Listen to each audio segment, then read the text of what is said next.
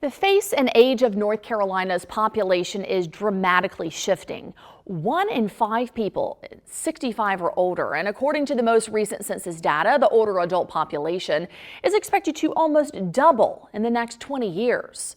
And as people age, their mental and physical abilities could decline and lead to increasing health problems and a costly need for assistance.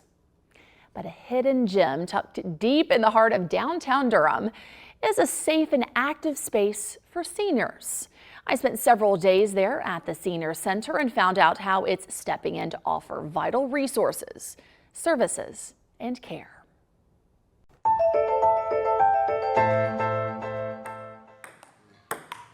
Whether you're looking for a pickup game of ping pong, 12-6. a short course in French, Elle boit un café. Un café. or a little breakfast, You want a banana?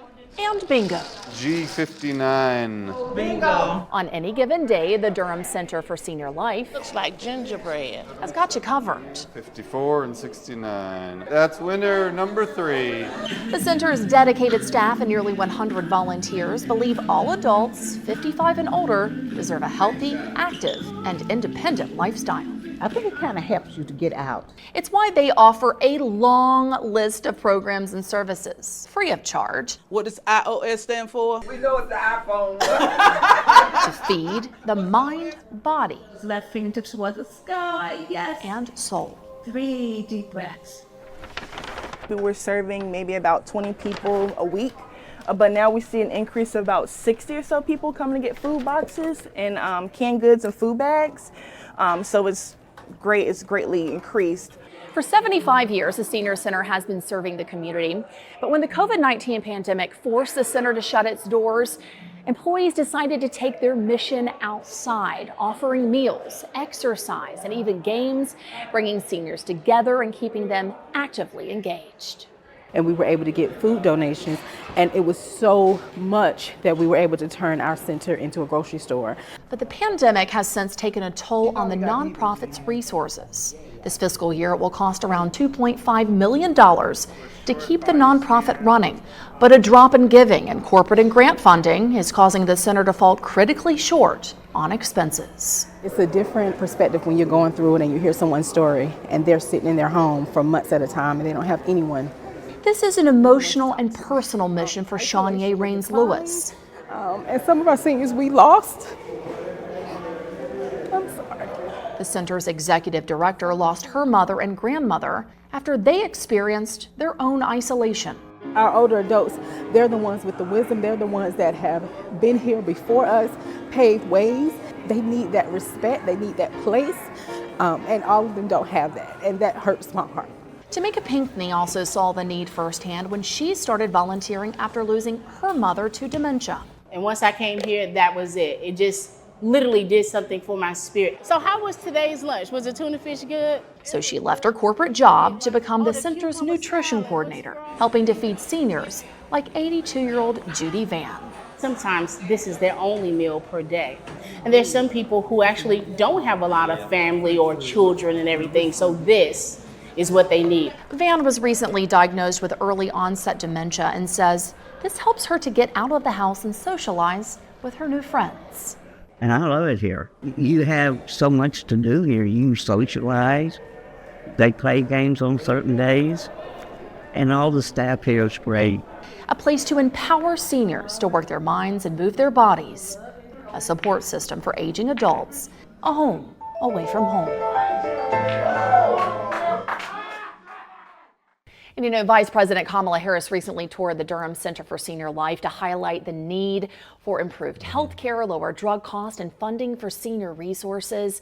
Center leaders say that they are asking the public, organizations, and businesses to get involved and donate so that they can just keep serving these seniors they care so much about. Well, and I know that they've been doing this now for 7 decades. I was excited when you first told me about this because I did a story there a number of years ago about a music and memory program. Yes. So they have so many different programs there, and it's been going on for so many years. Adult daycare to help out caregivers who need a place to go and get a little free time. So much. 75 years serving seniors in our state. There's celebrating while also looking to raise funds to continue their work tomorrow night for a 75th anniversary gala. If you'd like to learn how to get involved, you can just head over to our website, spectrumlocalnews.com, and search Senior Center at the top of the page. The face of North Carolina is rapidly changing. Not only are more people moving here, but statistics show the number of people aging is quickly on the rise. According to the North Carolina Department of Health and Human Services, our state's 85 and up population is expected to grow by a staggering 116% from 2020 to 2040. And unfortunately, as we age, that means many people are often left without family or living alone. In this week's Everyday Heroes, I got the chance to meet up with a group of volunteers working to offer those people comfort, one flower at a time.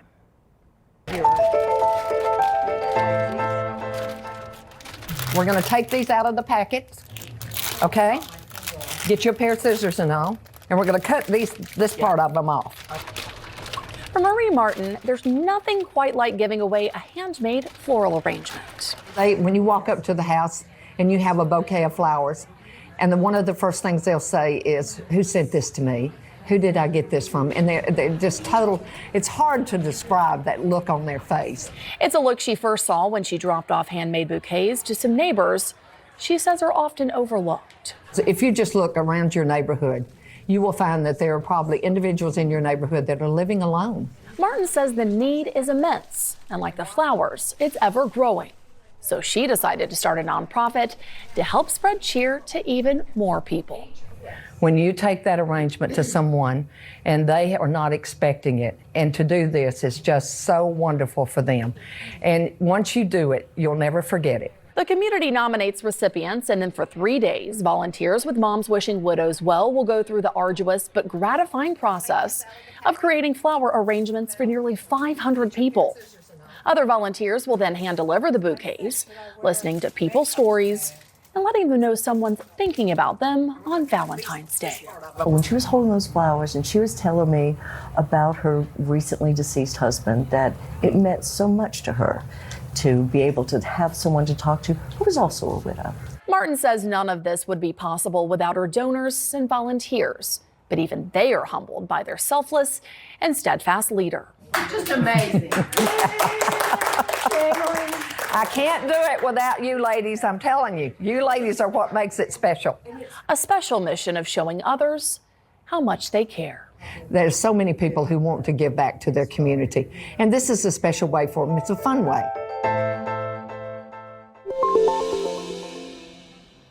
As more and more people continue to shop online, our country also continues to face a decline in qualified truck drivers to deliver the goods. According to the American Truck Association, last year's 60,000 driver shortage is expected to rise to 82,000 this year. A big bump, and from those aging out or retiring to barriers of entry for younger workers, experts say a number of factors are causing the massive shortage. But as I found out, a community college in our state is leading the charge in helping high school students prepare and qualify early to meet the demand.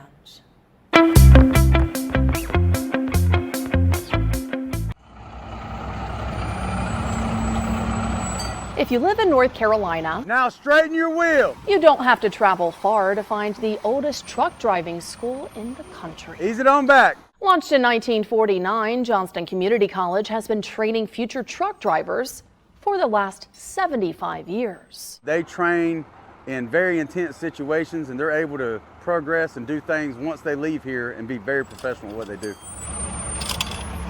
Now, the school is at the forefront of the industry yet again, becoming the first in the state to offer special training for students while they're still in high school. Having them trained at such a young age really helps out because we have such a shortage, and they will be able to get into a career where they can make over $1,000 a week driving dump trucks or any other kind of trucks, and they will be able to retire in their mid-40s to 50s and be setting themselves up for the rest of their life. Instructor Rusty Jernigan knows all too well the benefits of the job. Trucking transformed his life. Back in 2005, I was unfortunate enough to lose my house, and NC Works was able to get me into a school where I could get my CDLs, and I was able to rebound from being homeless and get everything I ever wanted from trucking. It's amazing the difference what one license can do for somebody. And now Jernigan's working to train younger generations to take his place. Qualifying high school seniors can now enroll in community college trucking courses and work to gain their commercial driver's license at an earlier age.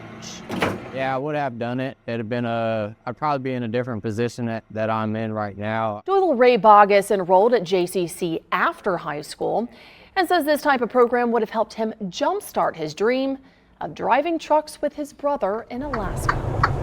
And his classmate Dalton Snipes agrees. I would have loved it, man.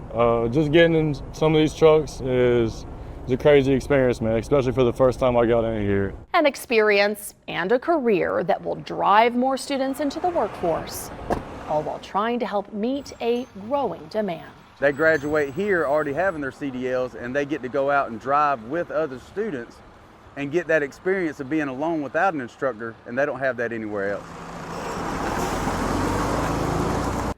It really does allow them to hit the ground running. And students looking to apply through the Career and College Promise Dual Enrollment Program must be a high school senior who turns 18 by April 30th of their graduating year. Upon completion of the community college program, they will earn a certificate and be able to take their CDL road test early and begin their career. Those 18 to 21 with a CDL can then drive within state lines. JCC officials hope this training will help recent graduates immediately join the workforce and boost the regional economy.